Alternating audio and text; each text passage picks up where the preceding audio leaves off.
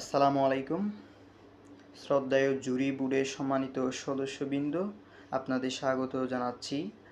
আমার আজকের উপস্থাপনার বিষয় এসডিজি লক্ষ্য ৯, শিল্প উদ্ভাবন এবং অবকাঠামো, যার মূল ফোকাস শিল্পক্ষেত্রে কোনো অন্যায্য কার্যকলাপ না থাকা। সম্মানিত জুরিবৃন্দ, আমরা যখন উন্নয়ন শব্দটা শুনি আমাদের চোখে ভেসে ওঠে বড় বড় দালানকোঠা আর আধুনিক সব কলকারখানা।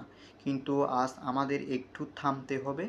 আমাদের ঠান্ডা মাথায় একটা গভীর চিন্তা করতে হবে যে প্রগতির পেছনে লুকিয়ে থাকে অন্যায্য সব কর্মকাণ্ড, তাকে কি আসলেই উন্নয়ন বলা যায়?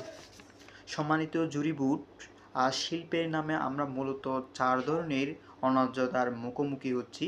প্রথমত, পরিবেশগত অন্যায্যতা, যেখানে কারখানার বিষাক্ত বর্জ্যে মাটি, পানি আর বাতাসকে ধ্বংস করা হচ্ছে। আর এখানেই আমাদের প্রয়োজন সত্যিকারের উদ্ভাবন।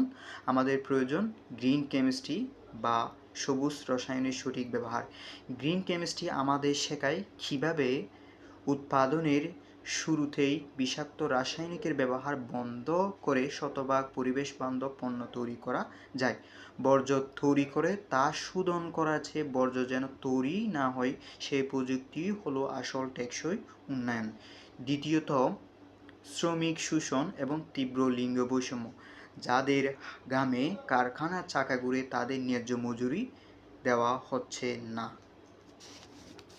একই কাজ করা সত্ত্বেও পুরুষের চেয়ে নারী শ্রমিকের কম বেতন দেওয়া হচ্ছে এবং কর্মক্ষেত্রে তাদের সুরক্ষার অভাব আজ চরম সত্য। জুরি বোর্ড, আজ আমি দৃঢ়ভাবে বলতে চাই, পরিবেশের প্রতি শ্রমিকের কান্না আর নারীর প্রতি এই বৈষম্য, এর উপর ভিত্তি করে কোনো অবকাঠামো কখনো দাঁড়িয়ে থাকতে পারে না।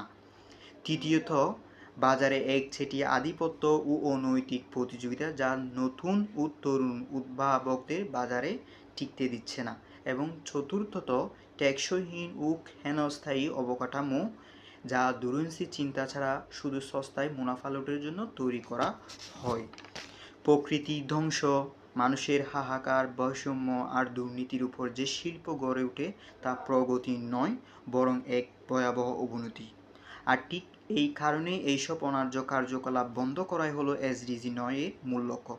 জাতিসংঘের এই লক্ষ্য আমাদের পথ দেখায় কীভাবে গ্রিন কেমিস্ট্রির মতো আধুনিক পরিবেশ বান্ধব প্রযুক্তি ব্যবহার করে কারখানার প্রতিটি শ্রমিকের অধিকার, নিরাপত্তা ও বাজারে সবার জন্য সমান সুযোগ নিশ্চিত করা যায়।